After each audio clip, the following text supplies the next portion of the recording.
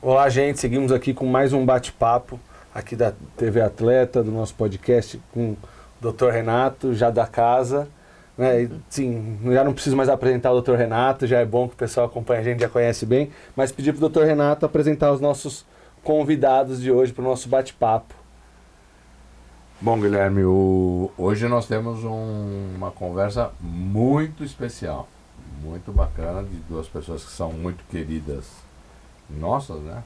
E que é a Andrea, que é filha do super campeão de boxe Éder Joffre, e do Oliveira, que eu já gosto menos, mas tudo bem, a gente teve que trazer, porque é casado com o André, a gente faz, né, não ia fazer essa malcriação. Não fazer essa distinção tão severa, né? Mas o Oliveira que é genro e, assim, é uma enciclopédia do Éder Joffre. A gente pode perguntar o que a gente quiser do Éder Joffre, que ele sabe dizer. E não só isso, sempre foi uma pessoa muito ativa durante a vida do Éder Joffre, principalmente aí nos últimos, sei lá, 10, 15, 20 anos aí que tem de história para contar, e muita história para contar, né?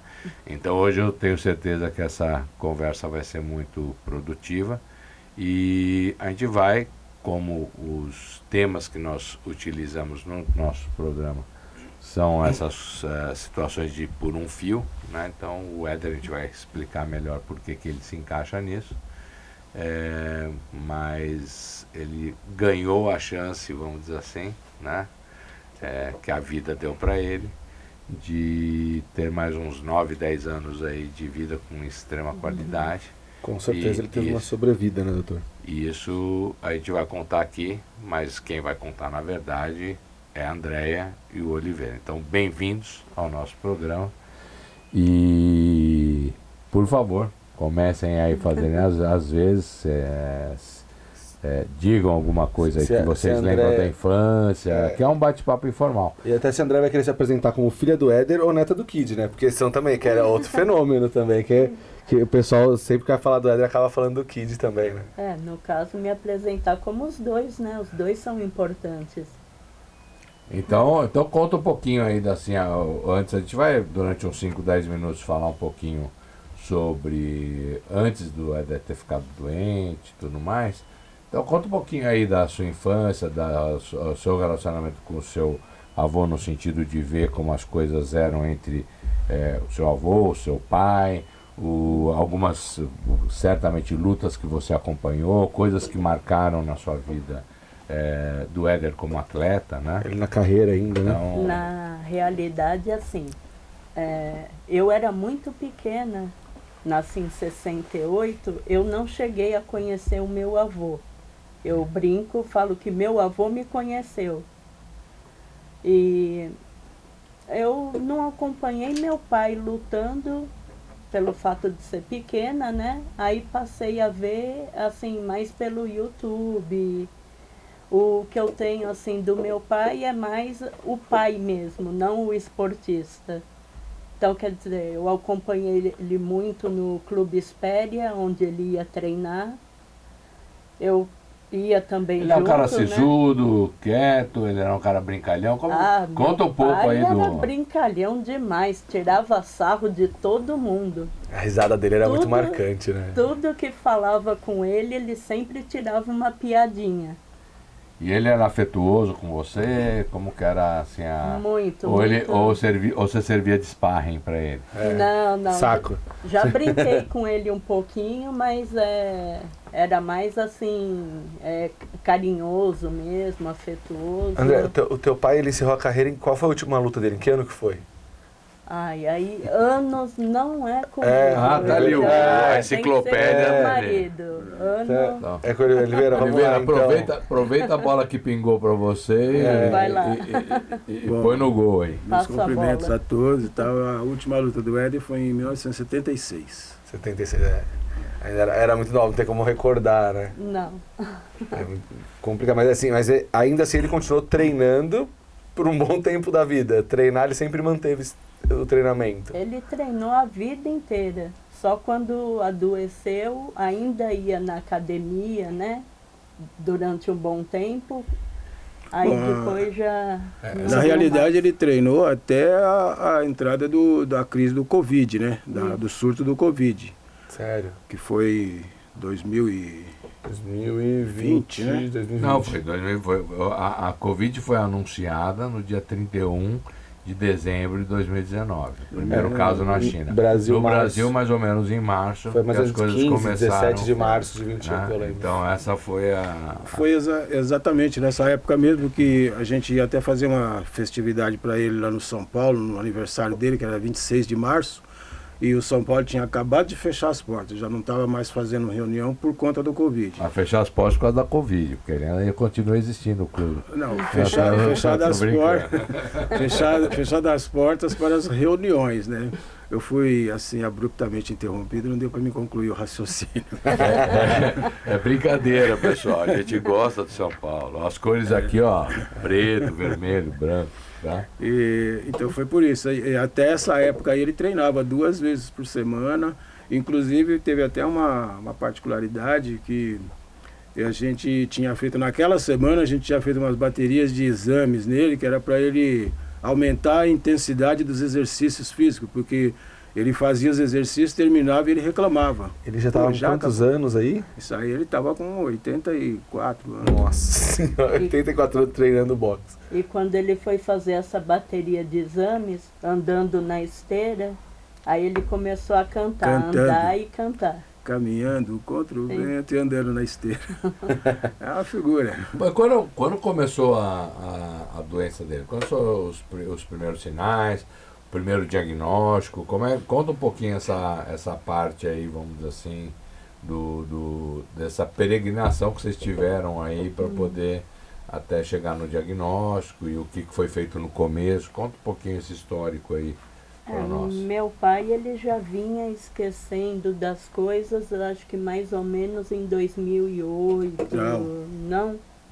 Em 98. 98? Em 98 começou a ter os primeiros sintomas de esquecer, mas é que a gente levava mais para brincadeira, né? Tá ficando velho, que ele esquecia onde guardava a chave do carro. E com mais intensidade mesmo, isso começou a acontecer o quê? Em 2008? Não, com intensidade após o falecimento da minha mãe. Ele teve, na realidade... Deixa eu até perguntar isso porque isso é importante para esclarecer as pessoas. De 98 em diante, isso foi piorando progressivamente? Foi sim. Foi. Não era uma coisa que era tipo... Uma coisa que começou a chamar a atenção de vocês. Aquele esquecimento que de vez em quando uma pessoa esquece a chave. É uma coisa que vocês começaram a ficar preocupados. No começo, isso é da idade, não sei o que, depois a coisa já começou a gravar. Algumas confusões, por exemplo, que eu encontrei com ele, acho que foi em 2010, se não me engano. Encontrei com ele perto da casa dele. E ele estava perdido, ele tinha esquecido tem o lado que ele tinha que... 12 anos antes do falecimento, 12 para 13 anos. Mas ele estava bem ainda, quem olhava para ele não achava que ele estava desenvolvendo algum tipo de problema. Mas a gente estava mais próximo, a gente via que tinha alguma coisa assim mais agravante, né? Mas a gente não sabia identificar o que era. Mas antes vocês já percebiam alguma coisa, ou seja, no mínimo uns 15 anos antes do falecimento dele, já tinha alguma coisa, vamos dizer assim, aparecendo. Quando ou foi mais, o falecimento da sua mãe, André, que você falou? Em 2013. 2013. Dia 10 de maio de 2013. Aí disso degringolou a situação da saúde dele mesmo. Ali... Ele entrou em depressão? O que foi que aconteceu lá? Foi depressão, foi de tudo um pouco, né? Sim. Aí a coisa ficou mais aflorada. Mas ele havia tido já um quadro assim de alteração muito forte. E na época que ele estava mexendo com a política, que teve uma revista aí que fez uma matéria muito agressiva e mentirosa contra ele. E ele por conta disso, ele teve um surto lá desnorteado, ele começou a chorar, começou a ficar alterado, ele teve que, inclusive tinha um médico da família, falecido também, e teve que dar uma injeção nele para ele dormir. E olha que ele era uma pessoa que estava acostumado a não só estresse, pressão, essas coisas, ou seja, não é uma questão só da pressão, ele tinha alguma coisa já de base que estava deixando ele mais sensível. É que ele foi acusado de desonestidade. Isso daí é uma coisa que ele não era acostumado e é uma coisa que batia muito forte nele. E foi pouco tempo antes dele se eleger, né? Entendi. Das eleições. Mas aí me conta um pouco. Aí então vamos considerar aí uns 15 anos, pelo menos, 15 a 20 anos de história, se não mais, né? De história da doença. Aí vocês foram buscar ajuda médica, com certeza lá há 15, 20 anos atrás. Em algum momento vocês devem ter pensado, opa, o negócio não é só da idade, tem alguma coisa a mais. O que aconteceu? Conta um pouquinho essa história pra gente. Levava ele, né, em alguns médicos. E falava mas o quê? Não tinha um diagnóstico ainda certo. O né? diagnóstico que deram mais próximo para a gente, assim, das últimas vezes que a gente levou, foi de que ele poderia estar, ou era problema relativado à idade, ou que ele estava desenvolvendo Alzheimer. Isso foi em que ano, mais ou menos? Nessa época, uns 15 anos antes dele falecer? Por aí. Até um pouco mais. Por aí, acho que foi mais ou menos. Mas ele tinha sintomas antes e uns 15 anos antes, quer dizer, tinha sintoma 18, 19 e 15 anos antes deram esse diagnóstico. Porque aí teve a proibição dele dirigir, né? Porque ele estava já ficando meio desligado no trânsito. Teve uma vez, né, que passou... Então já estava mais evidente, assim... Passou um farol vermelho lá... Foi nessa época que você falou que ele se perdeu lá? Foi. Foi nessa época. Foi nessa época aí que ele estava um quarteirão da casa dele, eu passei, eu ia passando e vi ele lá, ele olhando para um lado, olhando para o outro, assim, eu parei, que falou, foi? Quem é esse cara aí? Não, eu falei, o que foi, Ana? Eu não lembro como é que faz para voltar para casa, só que ele estava um quarteirão de casa, então ele não sabia se tinha que ir para a direita ou para a esquerda. E aí começaram a medicar ele ou só tapinha nas costas e um abraço? Não, aí não, porque ele mesmo, o Éder, assim, nessa parte assim, de tratamento, ele era um pouco duro. Ele, não precisa, eu estou bem e tal, essas coisas que acho que 90% das pessoas são, né? Não precisa, eu estou legal e tal, aconteceu e tal. E aí foi levando, ia levando, aí a gente, de certa forma, quem estava convivendo próximo com ele ali, ia se habituando àquilo, né? É tipo... ele perguntava 2, 3 vezes, que dia é hoje? Começou a ficar repetitivo. Não, esses são sinais de Alzheimer, é bom dizer que esses são sinais de Alzheimer. Então, às vezes no começo de uma história desse tipo, às vezes podem ser sinais que o médico pode pensar em doença de Alzheimer. Clinicamente é parecido, né, doutor? Isso. E me fala uma coisa, e na época o que fizeram, depois começaram a medicar quando que a coisa começou a evoluir mesmo, assim, de tratamento, essas coisas? Isso aí foi só em 2013, após o falecimento da esposa. Tá, aí começaram a medicar. Quando ela faleceu nos braços dele, da Andréia, né? Ela faleceu em casa, ela já estava com alguns outros problemas. E aí ele surtou. Ele ficou 3 dias, dia e noite, chorando, pedindo para Deus levar ele também e tal, que ele não aceitava. Aí daí para cá ele foi outra pessoa. E aí foi medicado com antidepressivos, a gente não sabe o que. Foi medicado com sintomas de depressão, né? Já foi mais por aí. Começou com sintomas de depressão, aí depois evoluíram para que fosse o quadro de Alzheimer. Até hoje eu não entendi direito essa... Não, é aquela história, esse tipo de queixa, de esquecimento, tudo é comum os médicos pensarem em Alzheimer mesmo. Nessa idade, né? Ainda mais nessa idade. Naquela época ele estava já perto dos 80. Não, ele estava com 78 anos. Isso, estava perto dos 80. Então é comum pensar num diagnóstico desse tipo. Aí medicaram para Alzheimer, junto. Ele começou a fazer um tratamento, a gente começou a fazer um tratamento com ele. Deixa eu só deixar um alento aqui também em relação à parte da medicina. O Éder nunca quis ter um convênio médico. Pagar um convênio médico ele nunca teve porque ele achava que ele não precisava. Porque realmente, fisicamente, ele era um touro. Ele não tinha problema de saúde nenhum, assim, fisicamente. Teve algum probleminha que ele teve que colocar um stent, né? Teve que colocar um stent por causa de um problema no coração, mas treinava quase todos os dias e tal, e era difícil acompanhar ele nos treinamentos. Inclusive, eu até, assim que a gente passou a cuidar dele, eu passei até uma vergonha, porque nós fomos fazer uma caminhada lá perto de casa, porque toda hora ele queria, vamos sair, vamos para academia, vamos sei o que, era o tempo todo. Aí, às vezes, eu saía com ele. E próximo de casa lá tem um parque, né? Aqui para ir até o parque tem uma rampa, que é como se fosse esses escadão que tem assim, uma rampa de uns acho que uns 50 metros. Aí a gente saiu andando, ele falou, ô Oliveira, a gente vai subir aqui? Eu falei, a gente vai subir aqui, depois de lá a gente vai virar. Eu falei, então vamos fazer o seguinte, eu vou subir correndo e te espero lá em cima, tá? Com 78 anos, eu nunca fui tão humilhado em toda a minha vida.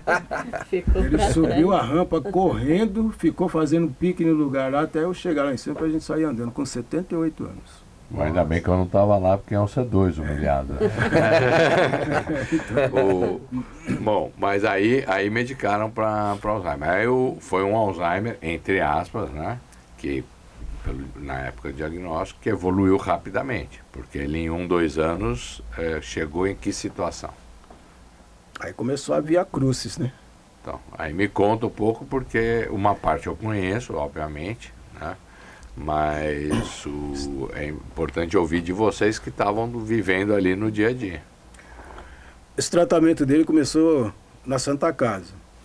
Então, como ele tinha chegado lá com um quadro de alteração, assim, de muita agitação, aí medicaram ele para dar uns calmantes nele.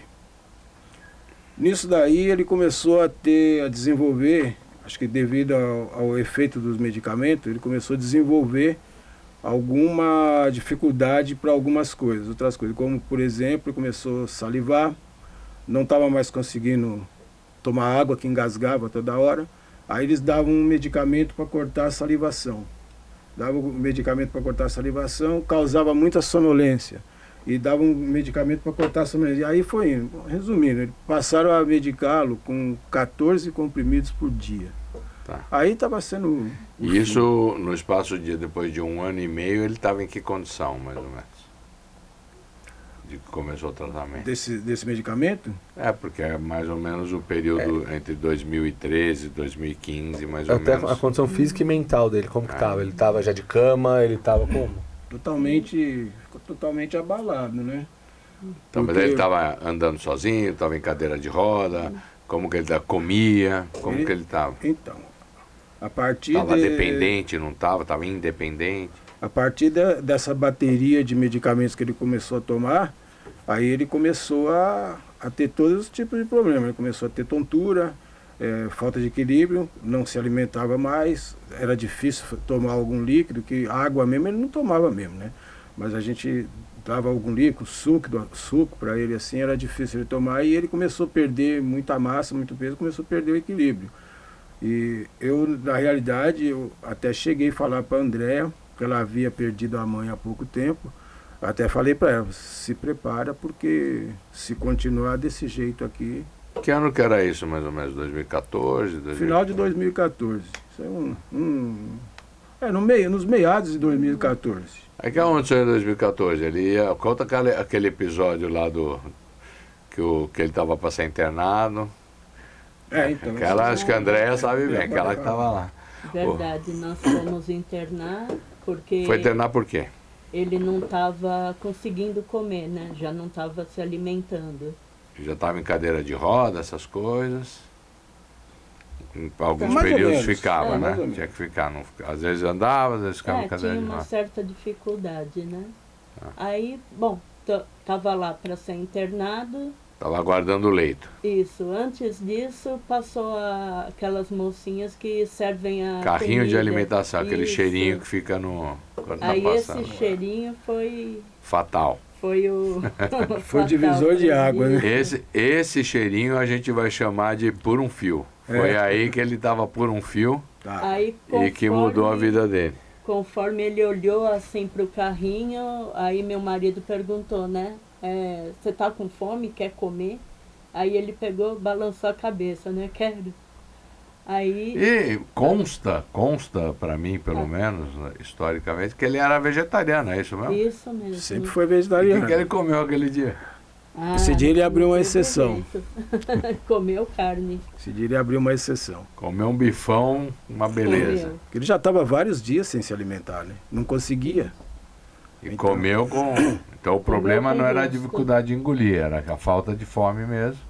Mas naquele momento já tinham trocado os medicamentos dele, né? É exatamente esse ponto que eu ia chegar. Nesse momento aí já tinha mudado o tratamento dele, foi quando a gente chegou até... Eu sei que você não gosta que fala que você que fez a divisão de água lá, mas foi isso. Quando a gente passou a fazer o tratamento no seu consultório, que aí eu me lembro muito bem, que você chegou e perguntou o que ele está tomando. Aí a André mostrou, trouxe as caixas lá de comprimido, com receituário e tudo, né? Cheia. Aí você foi olhando e tal, pode tirar esse, pode tirar esse, pode tirar esse. De 14 comprimidos, tirou 10. A partir desse momento aí, a qualidade dele já começou a mudar. Porque esses medicamentos não estavam fazendo bem para ele, até porque era desnecessário naquele momento. Então, o único problema que tinha permanecido é esse problema da alimentação dele, que ele não estava conseguindo engolir a comida. Foi onde a gente falou, ele precisa se alimentar, porque sem se alimentar ele não vai, né? A história do saco vazio não para de pé. É importante dizer que ele estava sendo internado para colocar uma sonda gástrica direto no estômago, para poder se alimentar diretamente no estômago, então, porque ele não estava comendo. Aí agora uma pessoa de fora vai perguntar, né? Porque a gente já, para quem não entendeu, o Dr. Renato começou a cuidar do Éder, mas como foi isso? É uma pergunta para vocês três. Vocês procuraram o doutor que soube da situação do Éder e procurou. Como que se deu esse começo aí de relação entre vocês? Só vou colocar uma coisa que eu acho que é uma questão ética. O médico nunca procura o paciente que procura o médico, porque o médico ele às vezes pode até observar se ele é chamado por alguém para poder dar alguma segunda opinião, essas coisas ele dá, mas geralmente parte da família, né, ou de alguém próximo à família para poder procurar um médico, por mais que a gente queira ajudar. Mas isso é muito fácil de entender. Foram feitas várias matérias, né? Várias reportagens foram feitas falando a respeito do estado de saúde do Éder. E o doutor Bernardino Santi, ele viu... Grande abraço ao Bernardino Santi, que é um médico, que é um médico ligado, né, à Confederação Brasileira de Boxe. Ele é um médico atuante na área do esporte, já trabalhou em vários clubes. E uma pessoa muito querida. Grande abraço aí, Bernardino. Então, o doutor Bernardino, ele viu uma reportagem a respeito do Éder, e como ele tinha acesso, e ele já conhecia já também o trabalho que vocês estavam fazendo, né, que o doutor Renato com a equipe estava fazendo em relação à encefalopatia. Ele entrou em contato com a família e sugeriu para ele, olha, eu tenho um amigo meu, que ele trata de um problema que pode ser que seja esse problema que o Éder tem, que ele poderia ajudar vocês, se vocês quiserem. E nessas alturas do campeonato, nós estávamos assim meio que desesperados procurando uma saída. Se alguém chegasse e falasse pra gente, manda ele tomar esse copo de água aqui de uma vez que ele melhor, a gente mandava, porque a gente não sabia o que fazer. Na falta de tu, vai tu mesmo. Aí eles falaram, então eu vou até nesse doutor Renato aí. Eu não sei se é bom, mas eu vou, na desespero, vamos nele. Hein? A gente estava atirando para todo lado, falou, vamos atirar lá para o doutor Renato. Aí foi quando a gente entrou em contato com ele. Ele também já tinha algum conhecimento do problema, né? Talvez por reportagem, porque alguém havia falado, eu não sei. E aí começamos o tratamento com ele. Fomos lá e no consultório dele começamos o tratamento com ele. Foi essa história que eu falei dos medicamentos, que no primeiro dia que a gente chegou lá com 14 medicamentos, ele já foi tirando, tirou 10. Daí para frente começou o processo de reabilitação do Éder. Imagina, doutor, que até nessa época, era como se denominava a doença, começaram a suspeitar do que chamavam na época de demência pugilística, que era o nome que o doutor Renato, mas é o nome que na imprensa era o que era falado, né, de pugilistas, não do Éder em si, mas de pugilistas que tinham um problema que acabava ser vinculado à situação de ter sido atleta, de ter sido boxeador, né? Então eu imagino que isso deve ter sido a primeira vez que falaram em alguma coisa vinculada à atividade esportiva dele, né, doutor? Assim, antes, doutor Renato já é sumidade, estuda isso há muito tempo, mas na imprensa era assim que era conhecido, até chegar no que é hoje, todas as informações que se tem hoje facilmente buscando na internet, assim, mas era isso, imagino. Sim, na época, na verdade, já tinha esse termo, ele, vamos dizer assim, prosperou bastante, principalmente entre os anos 2000 a 2005, né? Aí tem até aquele filme, o Concussion, em português é Um Homem entre Gigantes, com Will Smith, que conta a história do Bennet Omalu, que é sobre encefalopatia traumática crônica. E ali já vê Então, que não é só sobre pugilista, né? Então, Ali fica claro. porque naquela época, antes dos anos 2000, os diagnósticos eram praticamente feitos em pessoas do pugilato, ou seja, pessoas que lutadores de boxe. E por isso que chamava demência pugilística. E o Bennet Omalu, ele descreve casos, não que já não tivesse havido na história algum outro caso em outras modalidades esportivas, mas ele descreve casos especificamente na NFL, no futebol americano. Então não tinha sentido chamar demência pugilística um quadro que também acometia outros esportistas que tinham lesões, pancadas na cabeça sucessivas, não só no pugilismo. E aí muda o nome para encefalopatia traumática crônica, ou seja, quando o Éder a gente o vê pela primeira vez, já o diagnóstico já tinha mudado de nome, já era encefalopatia traumática crônica. Mas até hoje tem gente que fala demência pugilística de maneira, vamos dizer assim, inadequada, porque o nome da doença é encefalopatia traumática crônica e, como vocês colocaram no começo, o diagnóstico de Alzheimer é muito comum, principalmente quando começa com essa parte cognitiva. Pessoas com mais de 50 anos têm mais manifestações parecidas com Alzheimer, então muitas vezes há esse engano, essa vamos dizer assim, não por culpa do médico, essa confusão, porque a apresentação da doença parece realmente Alzheimer, e com menos de 50 anos é muito mais frequente você ter alterações comportamentais. Ou seja, agressividade, às vezes até uma apatia muito grande, coisas que já podem estar ligadas à doença e surtos, né, de agressividade e tudo mais. E essa é a fase, vamos dizer assim, e tem pessoas que, se não está tratada, chegam até a se suicidar, com pessoas com menos de 50 anos que são acometidas pela doença. Então isso é muito importante a gente deixar aqui registrado, para que os diagnósticos corretos sejam sempre reavaliados e repensados, principalmente pessoas que tiveram pancadas repetidas na cabeça. No caso, por exemplo, de pugilistas, jogadores da NFL, nossos jogadores de futebol. Óbvio que as incidências são diferentes, mas a gente também tem que lembrar numa coisa que o Oliveira gosta de sempre lembrar, né? Mas da vida civil, ou seja, de pessoas que trabalham em construção civil, né, e levam, por exemplo, tijolada na cabeça a vida inteira, ou algum outro tipo de atividade no dia a dia, e violência doméstica, né? Dentro desse raciocínio, eu queria te perguntar uma outra coisa. Essas pessoas que trabalham nessas raves, que usam esse som muito alto, aquele som ensurdecedor, isso também pode afetar o cérebro? Isso menos, né, mas isso mais afeta a audição do que o cérebro em si, no sentido das pancadas, né? Mas essas pessoas, por exemplo, tem muito cantor de rock, dançarino que fica chacoalhando muito a cabeça violentamente, assim. E isso pode ser uma causa se fez isso anos e anos a fio, pode ser uma causa que pode levar a encefalopatia traumática crônica. Mas violência doméstica, né? Então, mulheres, que isso infelizmente isso é uma vergonha, alguma coisa, vamos dizer assim, trágica, a gente não tem nem palavra para usar isso, mas mulheres que apanham, né, de maridos, ou crianças que apanham dos pais a vida inteira. Eu tenho casos de mulheres que nunca foram esportistas, elas foram só, vamos dizer assim, mulheres subjugadas pela imbecilidade dos maridos e apanharam a vida inteira, e que desenvolveram encefalopatia traumática crônica.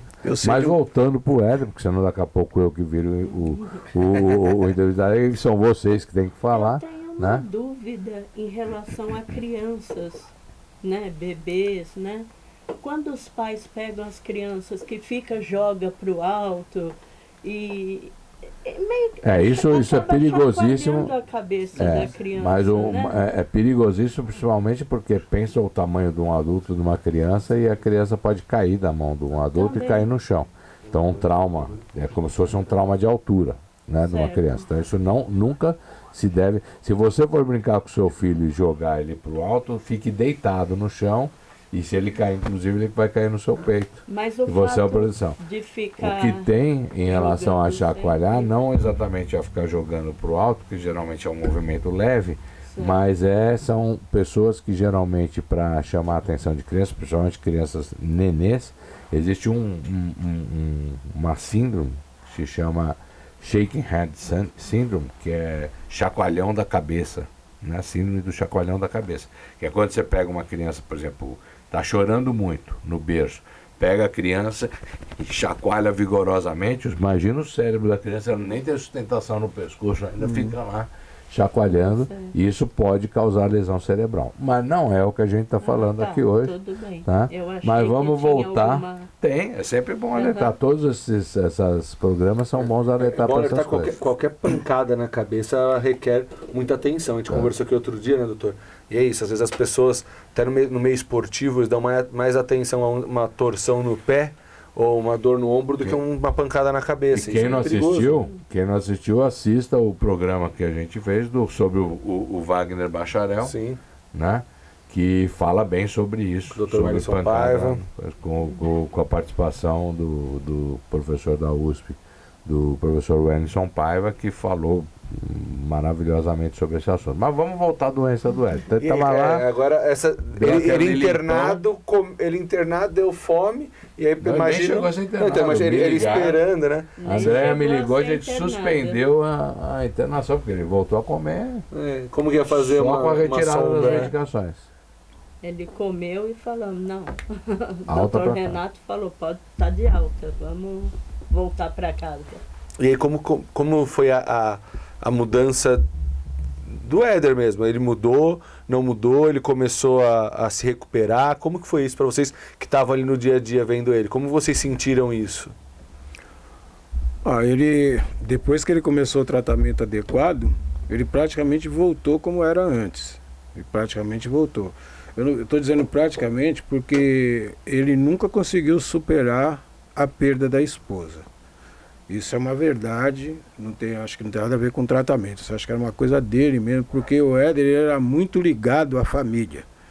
Ele tinha uma ligação muito forte com os familiares. Então, a perda do pai dele, por exemplo, também ele nunca conseguiu superar. O pai dele morreu em 1974.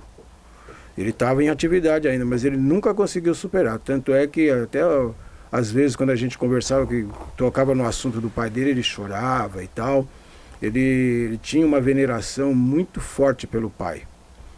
E ele, depois desse tratamento, ele voltou, fisicamente, ele voltou praticamente a ficar como era antes. Aí voltamos com os treinamentos, né, Em quanto levando pra tempo? academia. De quando ele Mas mudou a tem que- medicação tem até, que lembrar- até ele voltar a treinar? Assim. Mas tem que lembrar que a encefalopatia traumática crônica é uma demência. É um tipo de demência. Então é uma doença que é progressiva. Então por mais que a gente vá intervir, vai tratar, vai fazer as coisas, ela vai progredir. Então ele nunca iria voltar realmente a ser o que era. Independente de que se tivessem fatores agravantes ou não, por exemplo, como a perda da esposa, mas ele ia ter sempre algum problema. Então, Essa foto aqui, pelo que eu sei, já é de quando ele já estava tratando corretamente. então, veja bem, isso. então ele estava numa situação quase cadeirante para colocar uma sonda caquética. Agora eu vou descrever como eu vi, ou seja, só pele e osso, né? Precisava de ajuda para ficar em pé, porque com dificuldade para ficar em pé e andar, né? E isso aqui é quanto tempo depois começou a tratar? Isso daí é coisa de um ano mais ou menos depois, porque aí ele voltou. Você pode reparar que ele está assim com a idade bem avançada, mas olha os braços firmes, com a veia bem saliente ali, ó, que ele estava bem... O que ele está ganhando aí, Olívio? Não, ali era uma matéria que a gente tinha ido fazer. Isso aí, esse cinturão foi o primeiro, né? Marcou, a gente está aqui para ouvir vocês falar esse negócio. Na realidade, o Éder foi campeão a primeira vez em 1960, quando só existia uma entidade que regulamentava o boxe no mundo. Era a NBA, que depois a NBA ela deixou de ser porque era tida como nacional, né? Aí passou a ser essa, que era a WBA, que passou a ser mundial. World Box Association, certo? Isso, aí antes era a NBA, que era National Box Association. Ele ganhou em 1960 o primeiro título, contra o dia 18 de novembro de 1960, contra o Eloy Sanches no Olympic Auditorium, em Nova York. Em Los Angeles, desculpa. Aqui sim, esse daí foi quando nós conseguimos em 2019, quando nós conseguimos o reconhecimento do terceiro título dele, que ele era tricampeão, mas era tido como bicampeão por causa de um erro de computação que eles fizeram lá, que graças a Deus, eu e a Andréa em casa, nós conseguimos levantar toda a documentação e conseguimos... Me explica um pouco melhor isso aí, velho. Como que foi assim? Ele ganhou 3 títulos. Ele foi campeão em 1960, depois foi bicampeão, que foi campeão inaugural. Fala um pouco, em 1960 ele lutou contra quem, aonde, como que foi? Agora. Quem está ouvindo gosta de ouvir essas coisas. 1960, de 18 de novembro de 1960, no Olímpico Auditório contra o mexicano Eloy Sanches, venceu a luta no 6º round por nocaute. Campeão dos pesos galo. Campeão dos pesos galo. Antes disso, ele teve a luta mais difícil da vida dele. Ele não era campeão com a luta mais difícil. Foi contra o Joey Medel, que foi um mês antes, porque hoje... Era meio que uma eliminatória para quem ia lutar contra pelo cinturão. Era isso? Era uma eliminatória. Quem vencesse disputava o título. Tinha direito a desafiar o campeão. E foi nessa luta aí que ele teve a maior dificuldade da carreira, que ele chegou no corner pro pai dele e falou no 9º round, falou pro pai dele, não dá mais.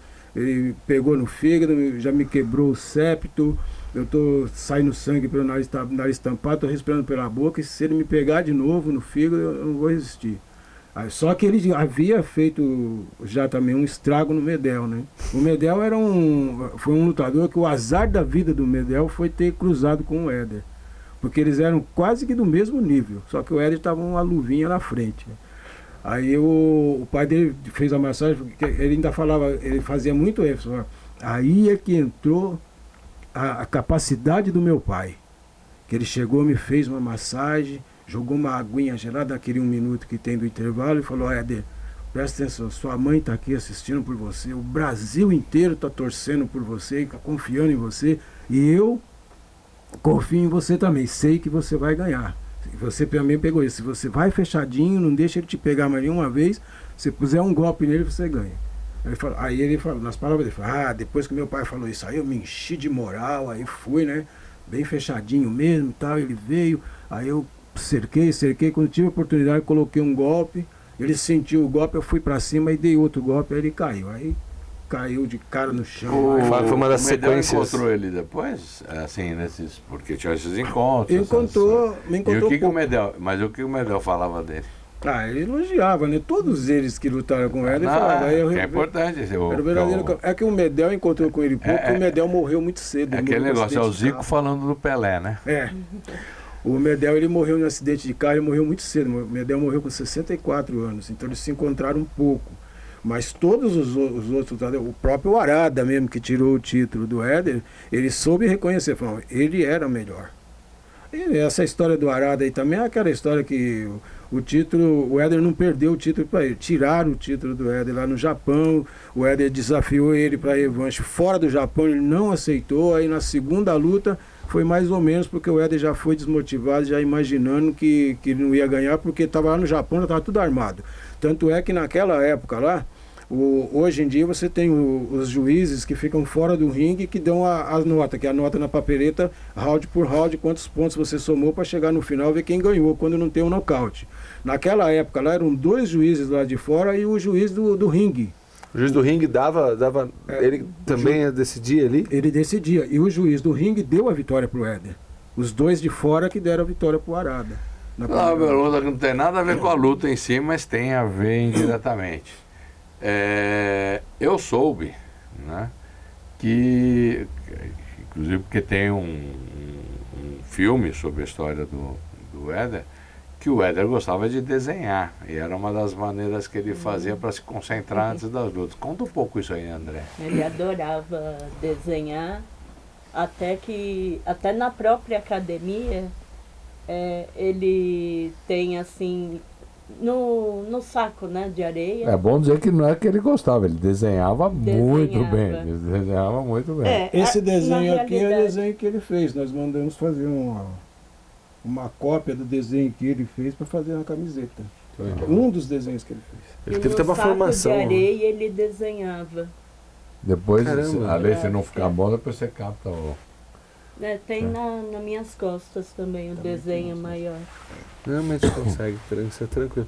Mas e aí, então voltando à parte dos campeonatos dele. Não, né? mas fala do Os desenho, que títulos. esse negócio do desenho é importante depois na época da doença. Tá bom, não sabia. Isso aqui é, por isso que eu tô Não, cutucando, então, né? ele sempre desenhou, sempre gostou, né?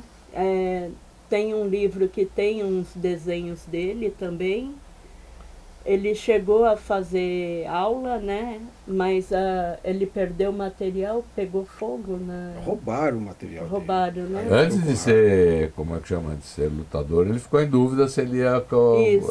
então, se ele ia para outra carreira, né? Se Ele ia... pensou em ser desenhista, aí tem uma que ele tá também com uma luva e uma bola de futebol.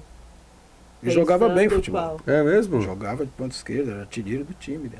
Essas coisas vocês só tá estão escutando aqui, nunca ninguém falou Sim. essas coisas. E quando ele, depois de 2013, depois que passou pelo Dr. Renato, que aí estava em casa, eu punha umas folhas para ele fazer, né? Desenho, tudo. E fazia como Só- terapia, inclusive. Sim, continuava desenhando muito bem, só que aí os traços já ficaram assim mais infantil. Mas mesmo assim, desenhando as linhas, tudo. Isso é normal da perfeitamente. doença, doutor? Sim, isso já era a evolução da doença, mas independente disso, esses desenhos mais infantis dele são muito melhores do que os desenhos que eu faço até hoje. Os desenhos de adulto ainda são mais infantis. Aí os últimos Eu sou bem desenhos pior. foram em 2013.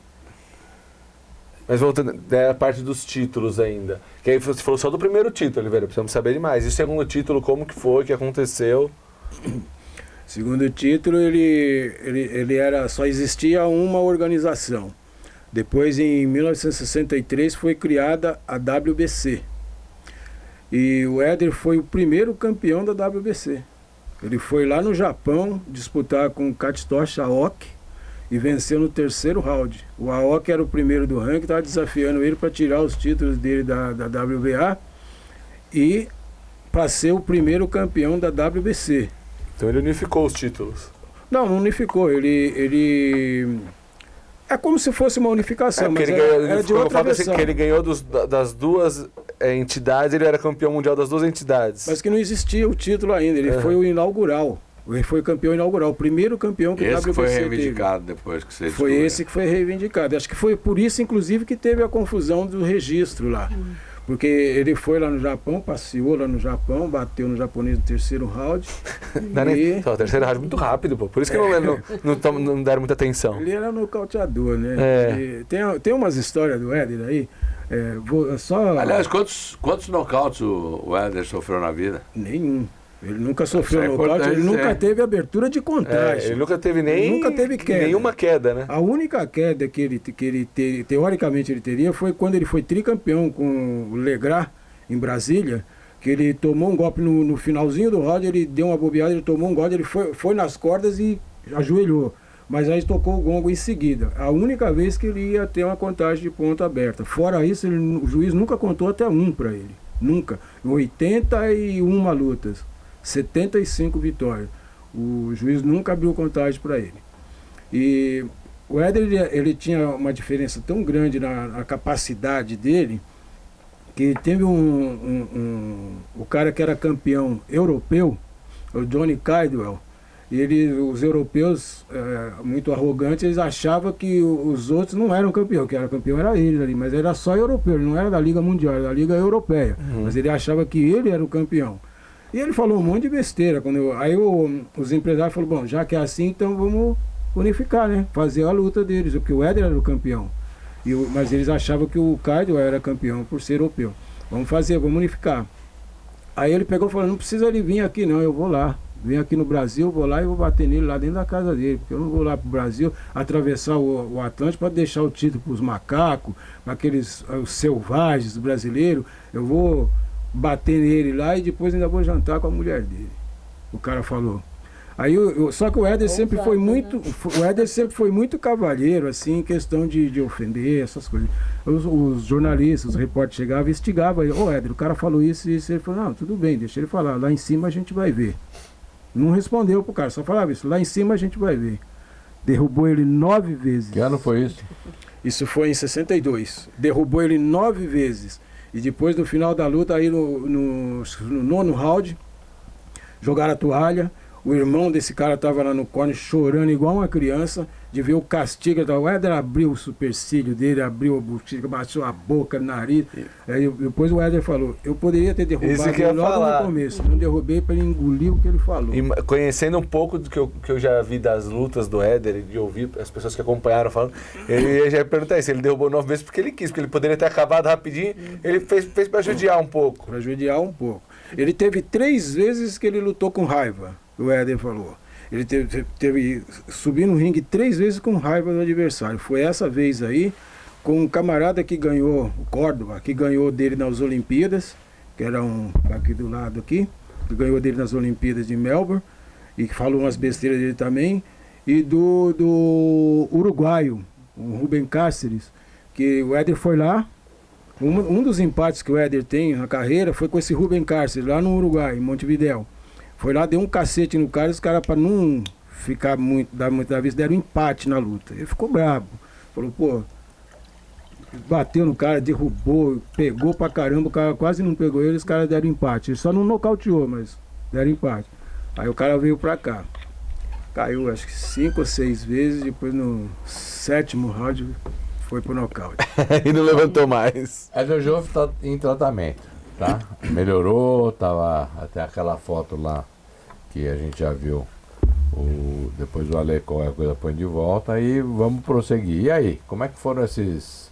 Porque praticamente foram entre quase 10 anos de vida dessa mudança aí, que ele estava para ser internado, não é isso? Para receber a gastrostomia e até o falecimento dele em outubro de 2022, né? Recente.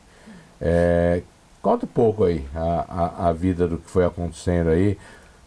Tudo o que o Éder Joffre ainda ganhou, recebeu de homenagem nesse período. Tem coisa, porque senão o programa vai até daqui uns 3 dias. Só nesse período que a gente vai falar tem coisa para chuchu. Tem muito mais. Ele depois do tratamento correto, tudo, aí ele... A gente levava ele em vários eventos, ele sempre gostou, né, de estar acompanhando, assistir o boxe.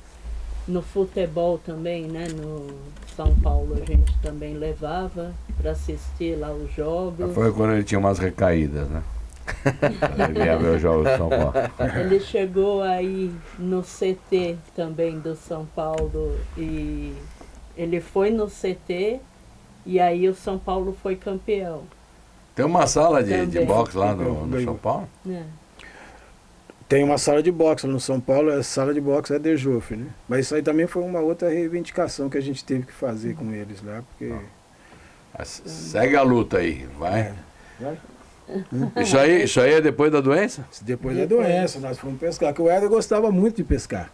Ele era vegetariano, ele não comia peixe, mas ele gostava de praticar a pesca solta, né? Então eu peguei um dia, a gente estava lá assim mais à vontade um pouco, levei ele num pesqueiro aí, isso aí pegou uma carpa lá. Pegou mais, né? Mas eu tirei uma foto dessa Isso daí. quanto tempo depois que ele Começou o tratamento. estava depois do tratamento? Mais ou menos. Isso aí acho que foi em 2015, 2016. Já tinha uns 2, 3 anos. Já aí tinha que uns ele 2, 3 anos de tratamento. tava bem aí. Olha os braços, como é que tava firme ali, ó. Ele tinha voltado, né? Porque ele tinha... Eu me lembro, às vezes, quando eu encontrava, ele brincava, ele gostava de brincar. Ah, isso aí toda hora. Eu Se falava, fizesse o dia assim que ele pra me der um soco, eu caio aqui. Ele caía mesmo, hein? Ele Caía. Eu brincava com ele em casa lá, ele tinha uma... Você tá doido também, você é O atrevido. que é isso Oliveira. aí, Oliveira? Conta aí. Ah, tá. Ó, 2021. Olha lá, isso aí tá dizendo aí. Isso daí em 2021, ele foi para Los Angeles, né? Recebeu o Hall da Fama, mais um Hall da Fama. O Éder tem 5 Halls da Fama. Ele está inserido em 5 Halls da Fama. Esse foi o último que ele ganhou em 2021. E ele foi lá. Foi a premiação que ele Que é esse ganhou. cara aí que tá do lado dele, hein? Esse é o Sugar Ray Leonard, né? Nada mais, nada menos que... Fiz questão de receber ele lá na casa dele, lá. Era adorado por todo mundo, né? Era. Quando nós fomos receber o tricampeonato dele lá no México, foi uma coisa impressionante. Quando porque foi isso? Isso foi em 2019. Foi Ó, uma- veja bem quanta coisa que ele fez depois de 2013, 2014, que ele tava por um fio. Tava para ser internado lá para receber a sonda. Saiu. E ó, até de helicóptero. Uma sonda, se ele conseguiria sair de casa. Não, ele já estava dado como terminal, né? Estava dado como um paciente terminal. Então, até de helicóptero Isso ele aí foi andou. um passeio de helicóptero que a gente foi fazer lá em Alphaville, lá com um amigo nosso. Saiu na casa, na saletinha dele lá, ó. O que aconteceu quando ele fez 80 anos aí? Fizeram uma festa para ele? De 80. Não lembra, não foi 80 anos que teve aquela festa em Santos, essas coisas? Que ele entrou Essa com a foi música de do rock. Santos. Aquilo acho que não foi 80 não, foi 82, não foi? Quantos anos ele tinha? Mas foi um aniversário. 82 Foi. anos. Se eu 81, me lembro. 82, agora não me lembro bem de cabeça. Mas ele teve Foi homenageado um monte de vezes. lá no né? São Paulo mesmo, quando ele voltou do Hall da Fama lá, fizeram uma homenagem especial para ele lá no Hall da Fama. Essa foi a última, né? Foi no Gentili, né? a Ainda última estava entrevista. muito bem, né? Isso que ano que era? Isso foi 2021? Não. Isso foi um pouco antes, 2021. 2020? Foi em 2020. Eu lembro de porque- ter assistido a entrevista e ele tá fazendo piada, tirando Ó, sarro. Ele 2020 não deve tá. ter sido porque ninguém está de máscara. A Só se vida foi antes da inteira. pandemia. Eu acho que foi um pouco antes mesmo. Deve Mas ter foi- sido 19, por aí, né?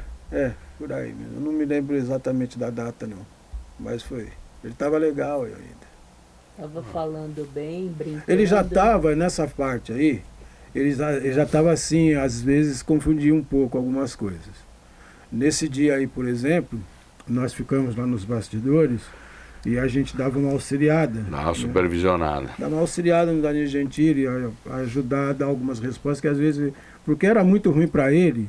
Isso aí você há de convir, porque às vezes até pra gente, a pessoa chega e fala, pô, o que aconteceu em maio de 60? Pô, como é que o cara vai lembrar? Então, Eu não lembro. É isso que eu falava pra eles, que eu orientava ele, falei, não pergunta direto assim pra ele que ele não vai lembrar. Agora você fala, ó, Perguntar da história, né? aquela luta mais difícil que você teve lá, com o Medel lá e tal, que eu quase perdi, que eu falei pro meu pai que não ia dar e tal. Aí ele lembra, mas se você chegar... O que aconteceu lá em 1960? Já tava Ele vai querendo- lembrar. já tava no quadro de ele demência, falava da luta do Legrat também, não falava? A luta do Legrat ele falou, porque... Isso eu me lembro que ele contava. Isso era uma coisa que ele lembrava. Que a luta do Legrat, o Legrat era um Então negro, conta pra né? nós que você sabe esses detalhes, eu não sei. O Legrat era um negro que dividia, acho que 11 centímetros a mais do que ele, né? E o Legrat era o atual campeão. Ele era um cubano. A gente sabe que a escola de boxe de Cuba, ela sempre foi bem refinada, né? Apesar de todos os pesares de Cuba, lá dos problemas de Cuba, mas aí, o boxe de Cuba sempre foi muito respeitado pelo mundo.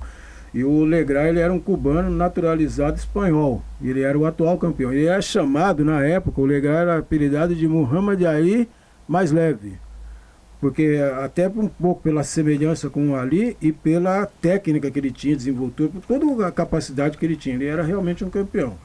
Só que ele veio para cá, pro Brasil, e ele esbarrou num galinho garnizé que era bravo. O Legrat, ele era um campeão. O Éder era um super campeão. Aí O cara foi esbarrou no cara errado, né? Não, foi nessa luta aí, por exemplo, que o Éder teve a única, teoricamente, seria a queda, foi com o Legrat. E o Éder até falando, falou, pô, quando eu vi assim, que eu olhava pra cima pra ver o cara era bem maior do que eu, pô. Mas aí ele ainda comentou, mas só que eu olhei as perninhas dele, as perninhas finas, assim, que ele trabalhava mais a parte de cima, então, aí eu falei, não, dá pra encarar. Aí ele foi, né? O cara com muita técnica e tal. E o Seu Kid, a importância do Seu Kid nessa luta também. O Seu Kid do lado, porque o Seu Kid era assim, o pai do Éder. Ele era um cara assim, era quase que autodidático. Ele tinha uma capacidade tão grande de ver as coisas, que era assim, a diferença dele para os outros. Porque naquela época lá, não tinha como o camarada estudar o adversário. Porque antes hoje você vê tapes de luta, você vê 10 lutas do cara antes de enfrentar o cara. Naquela época lá se tinha algumas informações. Alguém que foi lá, ó, ele usa mais a esquerda, ele sai mais pro lado Descobriram no direito. primeiro e segundo round o que estava acontecendo. O seu Kid, quando chegava no terceiro round da luta, ele já sabia o caminho. E o Éder falava isso com muita firmeza, sabe? Ele dava as dicas, ó, ele tem um problema, que tanto é que o Éder pegava teve muito nocaute na zona hepática. Isso aí, a maioria dos treinamentos e das orientações era o seu Kid que dava para ele.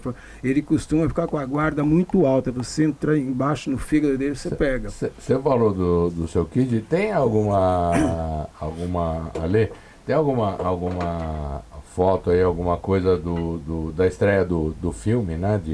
Que a gente foi na estreia. Eu tive o privilégio de vocês me convidarem, graças a vocês, a Andréia, a Oliveira, de me convidarem, e isso é uma das raridades, né, da pessoa ser homenageada em vida, ter um filme sobre a própria história, e ele assistiu a história dele, e o ator que fez o Kid, quem que foi? O Kid foi o Osmar Prado. Então, o Osmar Prado, eu me lembro direitinho. E o O Osmar Daniel Prado, de Oliveira fez o Éder e o Osmar Prado mas fez o Osmar Kid. Prado estava igualzinho ao Kid, não estava? Ah, ele tava. Eu me lembro, assim, é óbvio que tem a liberdade aí poética do cinema, aquelas adaptações, né? Mas estava muito parecido. Se você pegasse uma foto ali, estava bem caracterizado. Ah, e o Osmar Prado, o cara deu diferenciado deu um também. show. Tanto ele como o Daniel. E aí eu tô falando isso por quê? Porque eu me lembro que eu sentei atrás, vocês estavam do lado, né? Você estava do lado do seu pai, vocês estavam do lado do Éder. Eu sentei logo atrás. E eu me lembro que ele se identificou ali, era como se ele estivesse vendo o pai de novo. Me conta um pouco essa história aí.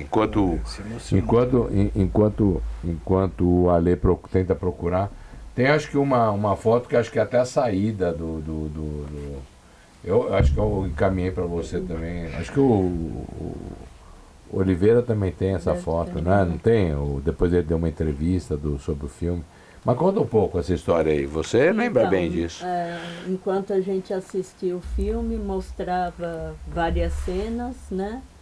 E as cenas que mostrava o pai, né? Essa é uma delas. Essa é uma cena do filme, né? Isso. Aí quando mostrava... Então mostra uma do meu Kid avô, mesmo para ver a semelhança, como parecida essa. Quando Só buscar mostrava aqui o de meu jogo. avô, aí meu pai desabava, né, a chorar.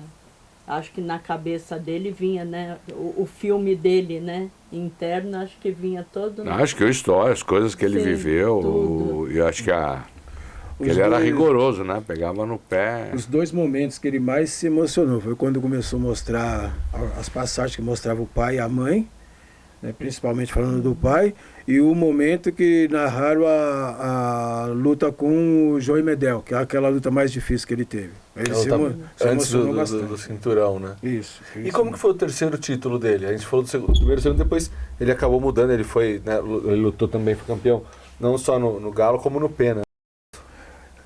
Porque aí foi assim, ele foi disputar lá com o Arada, né, que eu havia dito lá atrás, que ele perdeu o Arada nas lutas muito contestadas, né, Ele ali atrás. Isso, seu Kid sempre em cima, ele sempre supervisionando de perto. E inclusive nessa luta com o Arada, o seu Kid, que era muito cavalheiro também, nesse dia ele perdeu as estribeiras também, ele subiu no ringue e falou um monte de coisa para os caras lá, pô, vocês são desonestos, aonde que vocês viram a vitória dele e tal, lá no Japão isso daí, tem até um áudio dele aí que tem uma pessoa aí que tem. E aí o Éder foi e ficou meio desiludido com o que fizeram, né? Aí ele teve a revanche, né? Foi lutar com o Arada de novo. O Arada não aceitou lutar fora do Japão, só mudou de cidade, mas não mudou do Japão, quer dizer, não aliviou nada. Aí ele já foi meio que desmotivado, teve que perder peso no dia da luta, fizeram aquelas armações lá com ele, porque hoje o lutador hoje perde peso, ele faz a pesagem um dia antes da luta, né?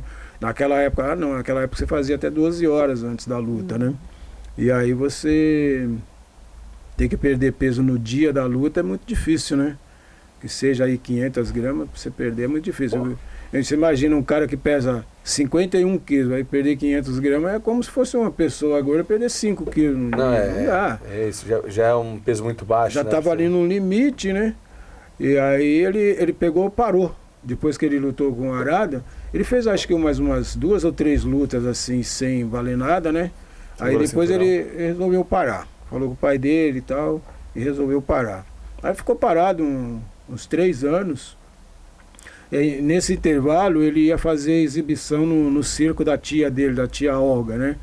Ele ia fazer exibições no circo, às vezes fazia alguma exibição em algum outro local. Mas ele estava se sentindo muito inteiro, muito forte ainda. Aí um dia ele foi fazer uma exibição com um cara que era 3 pesos acima do peso dele, né? E ele treinando forte, né? Mas não para derrubar, mas ele pegou um golpe no cara, o cara caiu. Aí o pessoal, pô, Éder, você tem que voltar, meu, você tem que voltar. Ele falou, eu vou treinar de novo, vou voltar. Aí procurou o pai dele e falou, acho que eu vou voltar. Mas nisso daí ele já tinha ganho um pouco de peso. Então ele já não podia mais voltar no peso galo, porque isso aí pra ele também era um sacrifício, tem que estar perdendo peso toda hora e tal, tinha que ficar se privando de algumas coisas de comer, né? Aí ele pegou e resolveu voltar, mas voltou no peso galo, que era 3 quilos acima, né? Quase 4 quilos acima, no peso pena, desculpa. Aí ele começou a treinar no peso pena. Aí ele, a princípio, ele teve, isso ele confidenciou para mim, né, que teve muitas críticas que estavam falando que ele já era velho, que era besteira ele voltar e tal, e ele ficou cismado com aquele, porque ele sentia que ele tinha condições de voltar. Aí ele até disse que esse último título aí, a conquista foi uma coisa muito pessoal para ele, ele queria mesmo mostrar para ele mesmo e para algumas críticas que ele tinha tido, que ele estava velho, que ele poderia chegar. Aí ele fez 15 lutas como peso pena e venceu todas, e a maioria por nocaute. Aí ele passou a ter o direito de desafiar o campeão, que ele foi subindo no ranking novamente, né? Aí teve o direito de desafiar o campeão, que foi esse Legras, que foi feita a luta lá em Brasília. A mãe dele havia falecido há pouco tempo, e ele havia feito uma promessa para a mãe dele, que se ele fosse campeão do mundo de novo, que ele ia pegar as luvas e ia depositar em cima do túmulo dela.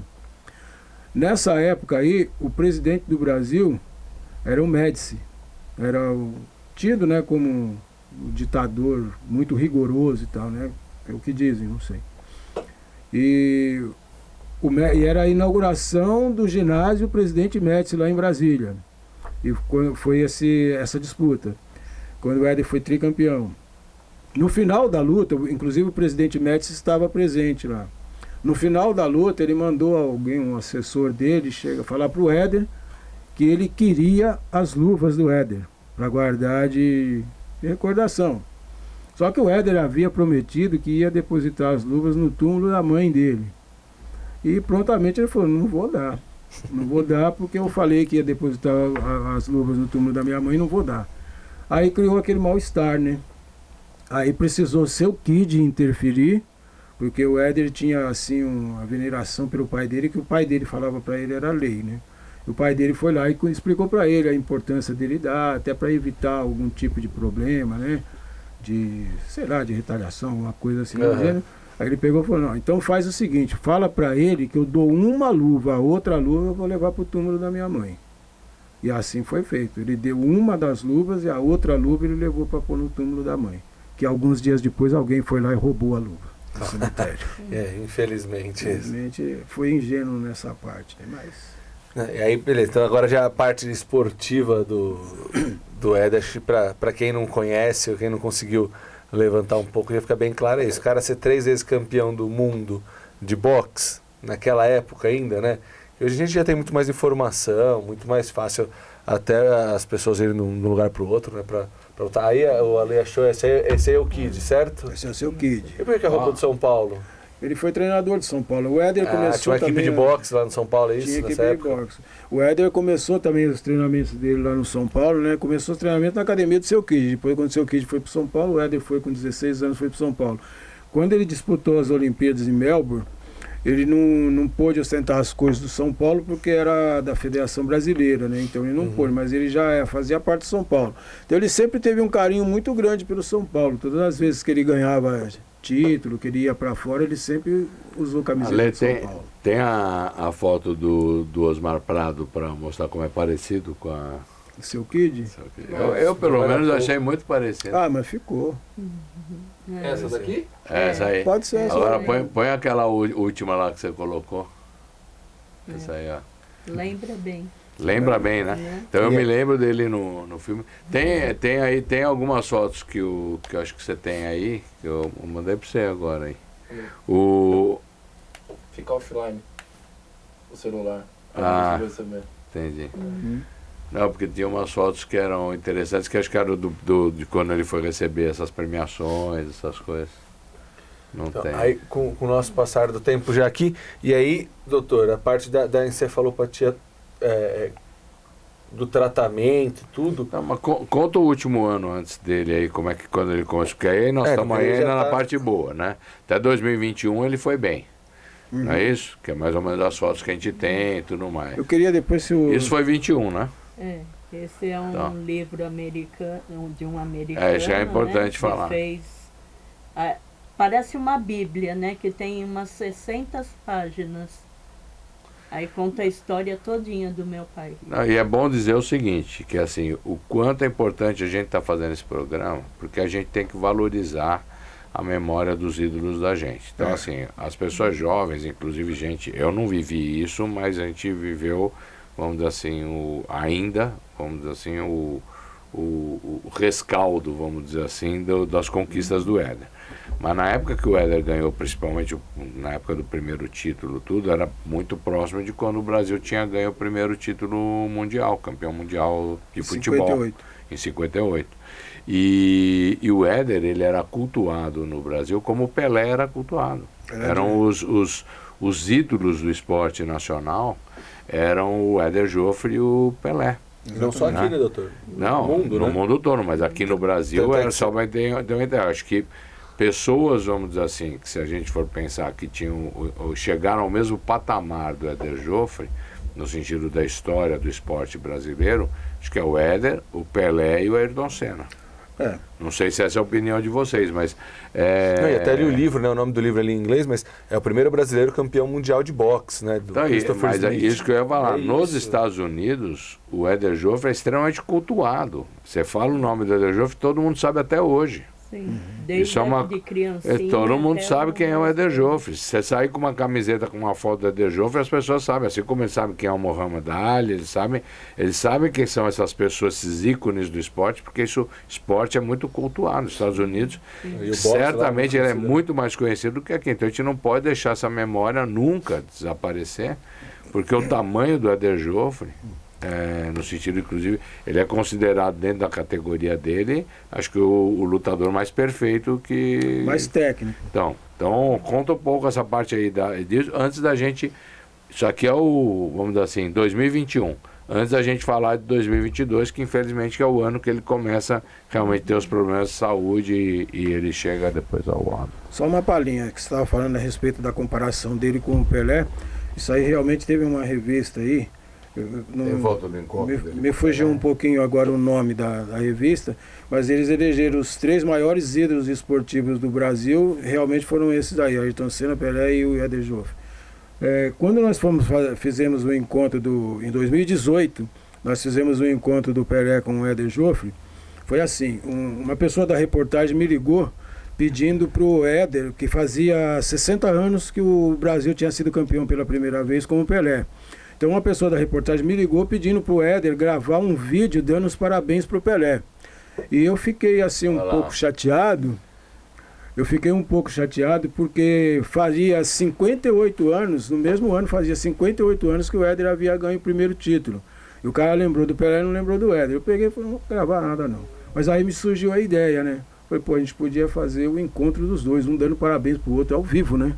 Aí eu entrei em contato com o seu Pepe Altitude, que faleceu também, eu tinha o contato dele, dei a ideia para ele comprou a ideia na hora, aí nós conseguimos promover. Só que o Pelé, no dia 28 de novembro, ele ia fazer uma entrevista coletiva, que ele já estava recluso, né, que ele estava na cadeira de rodas, já não estava mais assim aparecendo muito publicamente. Mas quando falou que era pro ele, o seu Pepe até falou para mim na época, eu não sei se ele vai querer. Falei, fala que é pro Éder que ele vai querer, mas não deu outra. Quando falou que era pro Éder, ele falou, pode vir, mas pede ver se ele pode vir no dia 28. Aí foi quando nós descemos lá, Aí o Pelé, quando viu o Éder, abriu a boca a chorar lá e tal, e aquela coisa. Como é que o Pelé recebeu Então, o Éder? recebeu brincando. Aí quando o Éder chegou perto dele, ele começou a chorar. E depois o Éder falou para ele: pô, Pelé, muito obrigado pelo que você fez assim por nós, né? Aí ele falou: não, Éder, você não tem que agradecer nada. Nós é que temos que agradecer o que você fez pelo Brasil. E o Brasil, ninguém sabia quem que era o Brasil. Quem levou o nome do Brasil para fora, para o conhecimento fora, fomos nós. Então você não tem que agradecer. Nós que temos que agradecer a você. Só para você ver o tamanho do Éder Joffre. Então a gente não pode deixar essa memória. Não pode. E foi o Pelé que falou isso, hein? O Pelé que falou, não sou eu que estou dizendo. Muda um pouco, né? Um pouquinho, né? O que eu queria também ver com o Alê, se ele tinha se ele tem a foto, até pra gente pular essa parte, se tem a foto do anel do Hall da Fama e do cinturão da The Ring, que eu queria falar a respeito. O anel eu vi que tem. Esse anel, aquele cinturãozinho, não, um outro que é de pano, um mais fino. Deixa eu... O amarelinho. O de antes, acho que é um dos primeiros que a gente chegou a mostrar ele já, eu acho. Não? Vê aí se você acha aí, manda pra ele lá. Eu não tenho esse não. É esse não, então acho que não. Eu vi pelas... Ele tem uma foto que ele está sentado, lá no São Paulo, ele está usando o cinturão, está com a camiseta marrom, ele está sentado usando esse cinturão. Enquanto ele acha, eu vou falar a história. Esse cinturão da The Ring, ele é o único que tem no Brasil, o único ostentador é o Éder. Ele recebeu esse cinturão quando ele foi campeão pela primeira vez. Só que esse cinturão não é dado para qualquer lutador. É só para os lutadores que eles têm uma seletiva para que esse cinturão seja entregue para um lutador de qualquer... É esse aí, ó. Esse aí? Esse cinturão aí, ó. Aqui no Brasil não tem outro, e eu acredito que não vai ter. Isso aí ele recebeu junto com o que ele recebeu quando ele ganhou o primeiro título. Que a The Ring Magazine, ela é tida como a bíblia do boxe, né? Tudo que se passa... Eu mandei até, mas acho que o Ale não recebeu. Então, e o anel do Hall da Fama também, esse foi o primeiro de 1992, foi o primeiro Hall da Fama que ele foi inserido. Mas ele já está inserido em 5 Halls da Fama, que eu acho também que ninguém... do Hall da Fama do boxe, tá? Tem outros brasileiros que têm Hall da Fama, mas falam do boxe. Então eu acho que dificilmente alguém vai conseguir quebrar esses recordes dele. Do cinturão da The Ring pode ser que um dia surja alguém, mas 5 Halls da Fama eu acho difícil, quase que impossível. Ó, em 3 de outubro de 21, saiu uma reportagem na The Ring, né? Que é essa revista dizendo, ó, revista The Ring confirma Éder Joffre como o melhor peso galo de todos os tempos. Tá? Então isso aí é aí fala então do cinturão e do cinturão e tudo. Então assim, ver que toda essa história tá aí, vamos dizer assim, documentada. Não são histórias faladas, são histórias vividas, histórias que aconteceram mesmo. E tem um cinturão da WBA, que é um cinturão chamado Éder Joffre, de super campeão. Existe um cinturão da WBA que o lutador, peso galo, que conseguir colocar o título em disputa por 5 vezes consecutiva, ganha um cinturão desse com o nome do Éder. É um cinturão Éder Joffre, da WBA. Caramba, essa informação para mim é nova.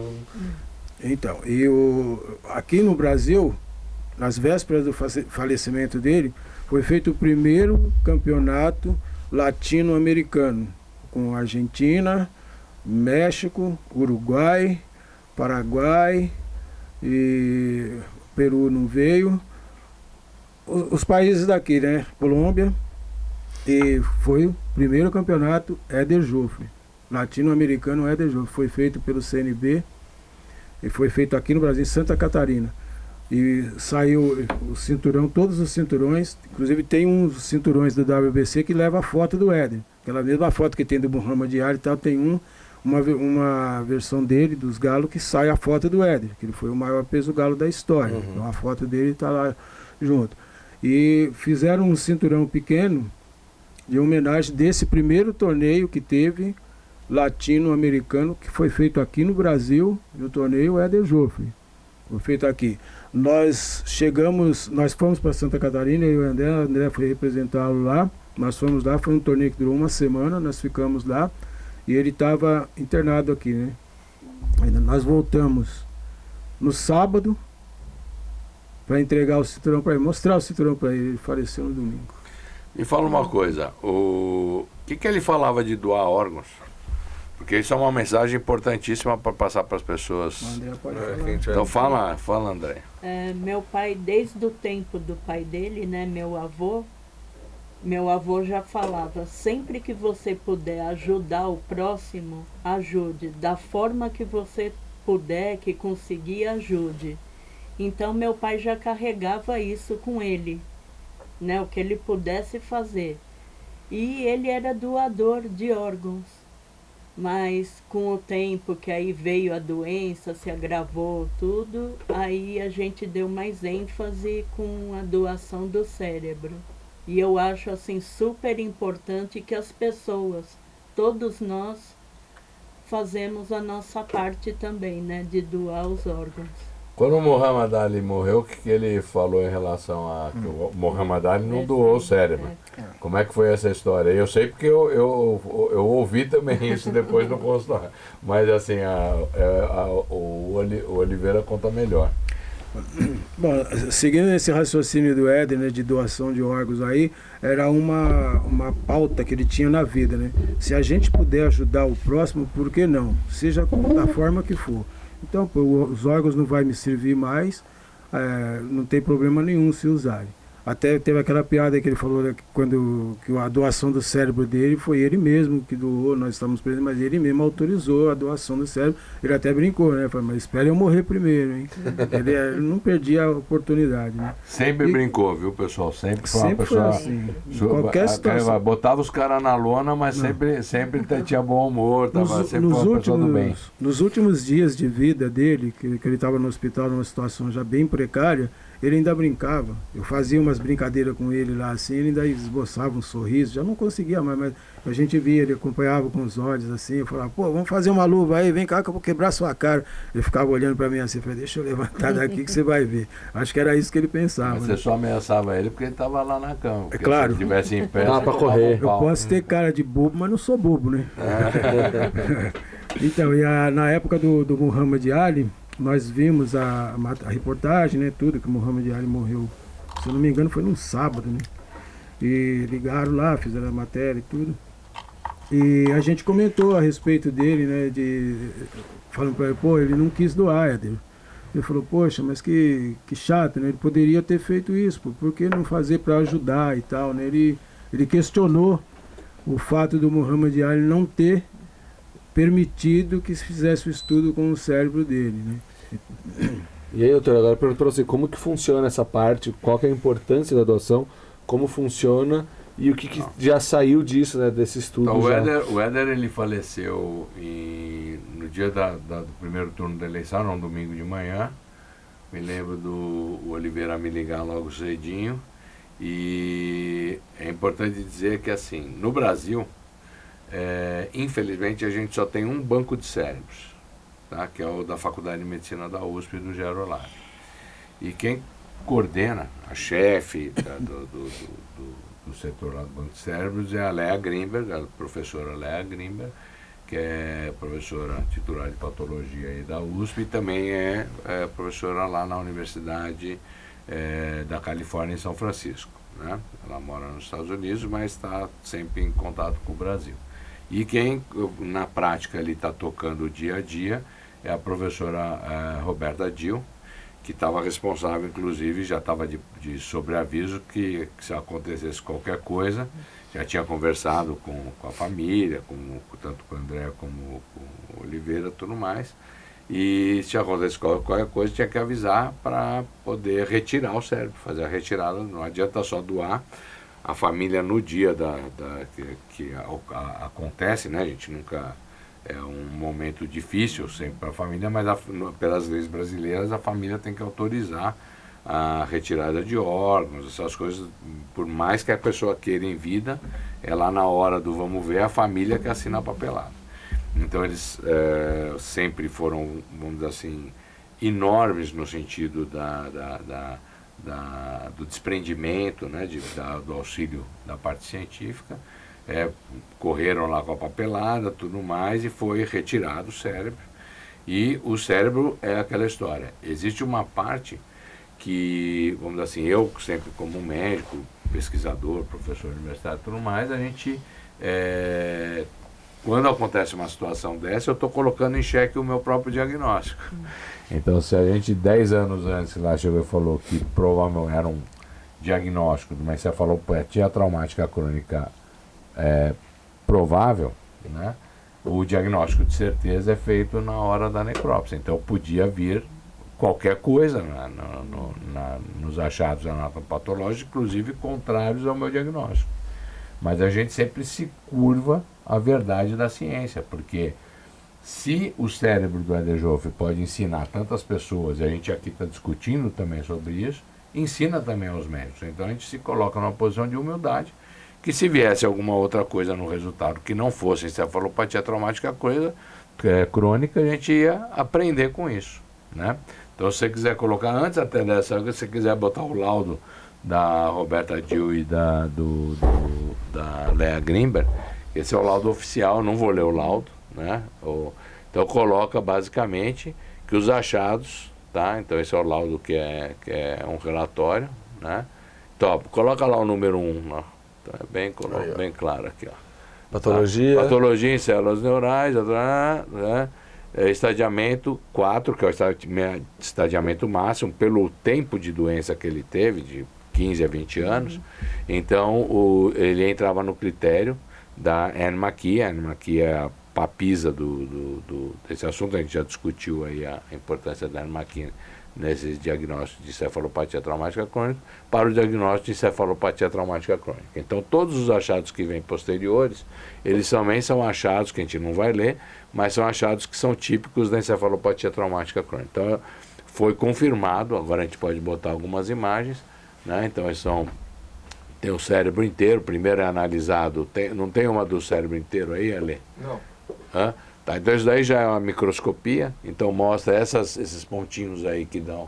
Aqui são uma proteína que chama proteína tal, não vou ficar lá muito sobre isso. Então existe uma localização específica da proteína tal, que é bem em volta dos sulcos, bem na parte mais inferior dos sulcos, e em volta dos vasos sanguíneos. Isso aqui é um vasinho, ó, né? Então é bem característico de encefalopatia traumática crônica, fecha o diagnóstico de encefalopatia traumática crônica, e o interessante é que a gente tem, dentro da curva da história do Éder Joffre, o histórico total de como é o desenvolvimento clínico da encefalopatia traumática crônica, passo a passo, quais são os tratamentos, quais são as ações que a gente tem que tomar. Teve um período mais no final da vida, antes até dele viajar, que ele ficava mais agitado, que vocês me avisavam, né? E a gente até chegou a entrar para ele com tratamento à base de cannabis, que é uma coisa mais atual. Então, todos os recursos que a gente pôde usar, e ele teve esse acesso a esses recursos, né? Ele utilizou e teve uma qualidade de vida, né? Se a gente for pensar até antes do diagnóstico e depois do diagnóstico da encefalopatia traumática crônica, vocês puderam ver o quanto que ele ainda teve de oportunidade de ter vivido, né, junto com a família, com as pessoas queridas a ele, né, e ele mesmo ter vivido e recebido todas as honras que ele merecia receber. Então ele teve uma sobrevida de mais 10 anos, né? Teve uma sobrevida bem maior do que se a gente for pensar desde o Alzheimer, muito, que geralmente o tratamento, né? A encefalopatia traumática crônica, ele provavelmente há 9 anos atrás, quando ele estava sendo internado para fazer a gastro, já era o período, vamos dizer assim, que vocês consideravam como terminal, e eventualmente poderia ter sido. E com a mudança de todo o tratamento, deu a ele e a todos nós, né? Eu falo, porque eu também, vamos dizer assim, tive a oportunidade de conviver com ele, da pessoa especial sempre que ele foi, né? Não só como atleta, mas como pessoa.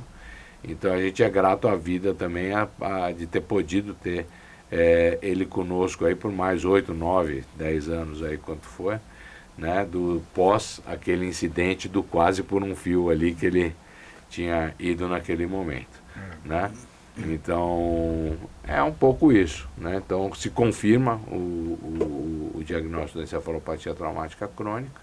Isso agora vai ser transformado num artigo científico, para também poder passar essa experiência que o Éder nos proporcionou viver, né? Viver no sentido de acompanhar um caso clínico assim, de ponta a ponta, né?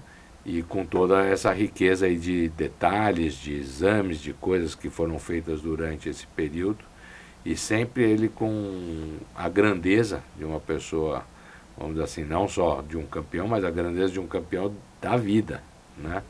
De poder ter esse desprendimento de saber que ele poderia estar ajudando outras pessoas, né? Então acho que essa eu como médico e que o acompanhei, assim, sou extremamente grato a isso, né? Não sei como vocês veem esse período aí todo. Eu, assim, falar em relação ao Éder, por exemplo, eu me sinto também, de certa forma, né, gratificado pela vida, por ter tido a oportunidade, né, graças a Baixinho aqui, né, de ter convivido com ele, de ter podido ter sido importante na vida dele quando ele de fato precisou. Porque ele passou a vida dele servindo. Ele passou a vida dele servindo.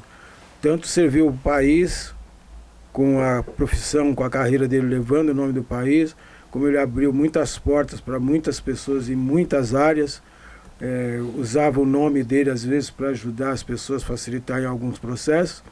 E no momento que ele precisou, ele passou a vida inteira ajudando. No momento que ele precisou, eu me sinto gratificado por Deus de ter podido ter essa oportunidade de ter dado para ele esses últimos anos de vida aí com a melhor qualidade que uma pessoa na condição dele poderia ter.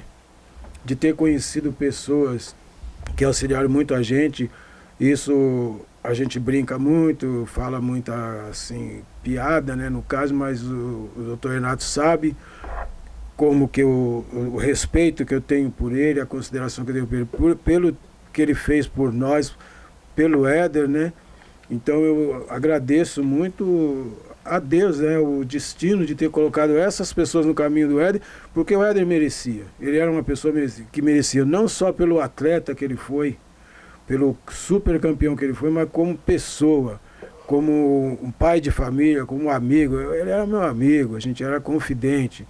Foram quase 25 anos de convivência e tem muita coisa que eu até brinco com a André, tinha coisas dele que a gente conversava assim, que nem ela, não sabe, ninguém sabia, era coisa minha e dele. Então nós criamos uma cumplicidade muito grande e eu até estranhava, né? Às vezes quando alguma pessoa que conhecia ele há muito tempo falava, pô, Oliveira, obrigado pelo que você faz pelo Éder e tal. Eu até me incomodava um pouco com isso, porque eu não via assim razão para que alguém me agradecesse pelo cuidado que estava tendo com ele, porque eu imaginava, algumas vezes, até deixar bem claro, algumas vezes me perguntavam, você sentia que o Éder era seu pai? Eu falei, de jeito nenhum, nunca senti que o Éder era meu pai, nunca me senti como filho dele. Até porque se eu sentisse o Éder como meu pai, era incesto, né? Porque a André é a filha dele também, né? Então eu nunca senti ele como pai. Eu sentia ele como um amigo, uma pessoa próxima, uma pessoa agradável, uma pessoa de cúmplice, e que era um pelo outro. Já teve oportunidades, assim, de alguns problemas pessoais que tiveram, dele chegar e falar, se quiser eu vou lá com você e tal, sabe aquela coisa de amigo mesmo, tipo, mesmo se você estiver errado eu estou do seu lado, você entendeu? Ele era assim, a gente... Então, poxa vida, no momento que ele precisou, o que eu ia fazer? Ia virar para ela e falar, não, o pai é seu, você que se vire. Não sou homem para isso, né?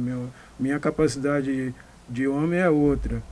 Então eu fiz o que fiz, como faria para ele, como faria qualquer outra pessoa que teria um bom relacionamento que eu tive com ele, como faria para o meu próprio pai. Então, às vezes me incomodava quando alguém me agradecia pelo que eu fazia para ele. Eu não achava que fazia nada demais, eu fazia apenas minha obrigação e estando junto com ela. Tem até uma situação que a Andréa, no final dos tempos do Éder, agora antes de ser internado, ela desenvolveu um problema na coluna por conta dele. Então, isso aí tem muitas coisas que a gente não divulga, não fala, até para preservar até a própria imagem do Éder, mas ela desenvolveu um problema na coluna, porque os últimos tempos ele não tomava banho sozinho mais. Ele não conseguia mais se levantar sozinho da cama, e às vezes se desequilibrava, de segura para lá, segura para cá, ajuda a deitar, e faz isso, faz aquilo. Às vezes, quando eu não estava presente, ela tinha que fazer sozinha, e ela desenvolveu um problema nas costas por conta disso, entendeu? Então são coisas que as pessoas não sabem, né, não vê, e não sabem a intensidade do que é você cuidar de uma pessoa nas condições que ele chegou a ficar. Mas nós nunca reclamamos disso em momento algum. Às vezes ele até precisava até dar umas broncas nele, às vezes em casa. Precisava dar umas broncas porque ele era meio teimoso com algumas coisas. Às vezes, por exemplo, tem que tomar banho, eu não vou tomar banho. Vai, não vou, vai, não vai. Aí, sabe, aquelas coisas que acho que por conta da condição que ele estava, dava aquelas birras, igual criança, né? Então, às vezes, a gente tinha que dar umas mãos. Vai lá, eu cheguei a falar para ele uma vez, ou você vai tomar banho, eu vou te pôr de castigo. Você quer ir de castigo? Quero. Ele falou, vou pôr você de castigo ali, põe. Ele falava para mim, chegou a falar algumas vezes, porque a gente usava desses artifícios, porque às vezes ele se comportava como criança, entendeu? Só que isso dava trabalho, e dá muito trabalho. Então a pessoa tem que ter uma condição... Quem tem uma pessoa a ser cuidada... Tem que ter uma condição diferenciada. E isso aí acabou, de certa forma, afetando até um pouco a saúde dela. E a diferença é enorme, né? De cuidar de uma criança onde você pode pegar pela mão. Não, você vai tomar banho.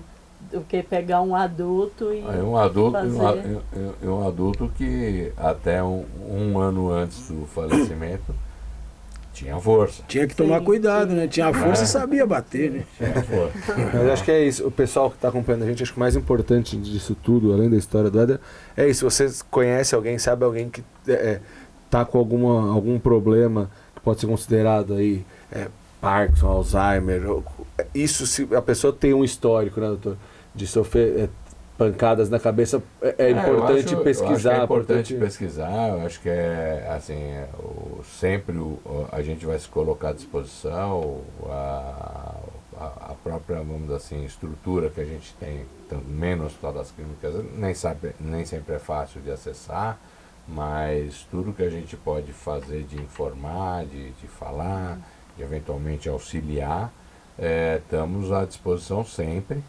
Eu acho que esse alerta que o Guilherme está colocando é fundamental, ou seja, às vezes é óbvio que tem muito médico bom pelo Brasil inteiro, né, que é capaz de fazer esses diagnósticos de maneira correta, adequada, mas quando há dúvida, quando tem um histórico de vários traumas repetidos na cabeça, mesmo que não seja esportista, né, como a gente falou, às vezes violência doméstica, repensem em poder eventualmente dar uma nova oportunidade para essas pessoas, pelo menos de rever o diagnóstico. E eu coloco aqui o sindicato como intermediário nisso. Se precisar, entre em contato com o sindicato, a gente passa o contato do Dr. Renato, a gente faz esse intermédio, o Dr. Renato, como sendo médico do sindicato, esse acesso fica mais fácil. Então procure o sindicato. Se você estiver próximo de alguém, souber de alguém, peça para procurar o sindicato, que é isso, a pessoa pode vir a ter uma sobrevida de muitos anos e uma sobrevida de qualidade de verdade. Então, isso eu acho que é fundamental para uma pessoa que às vezes está com um problema, como você falou, apatia traumática crônica.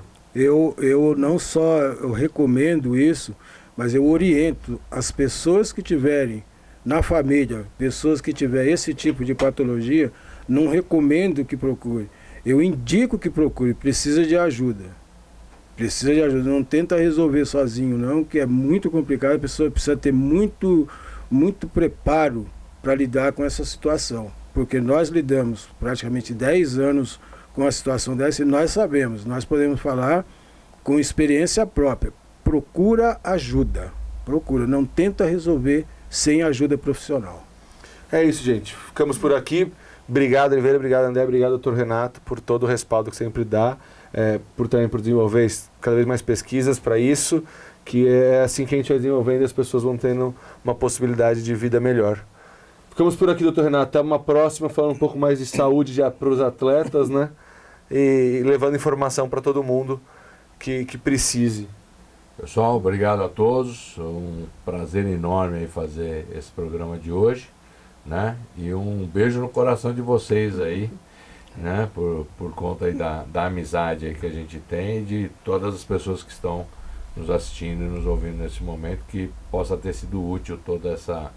Não só útil no sentido de conhecimento geral aí da vida do Éder, da importância do Éder, mas da doença também, de como isso pode ser abordado. Tá? Um grande abraço a todos aí e as despedidas finais aí de vocês. Agradeço também a todos, agradeço aqui também ao Dr. Renato, que para mim foi um anjo que apareceu na vida do meu pai, e um abraço para todos também. Bom, eu também quero agradecer vocês de ter tido a paciência, né, de ter aturado a gente aqui. Agradecer o pessoal aqui do sindicato, aqui o Ale, Guilherme, né? Isso. E o Dr. Renato dispensa, né, os agradecimentos a ele. E espero que a gente possa ter ajudado em alguma coisa. Com certeza. E também dizer que... Já o Instagram do Éder, né?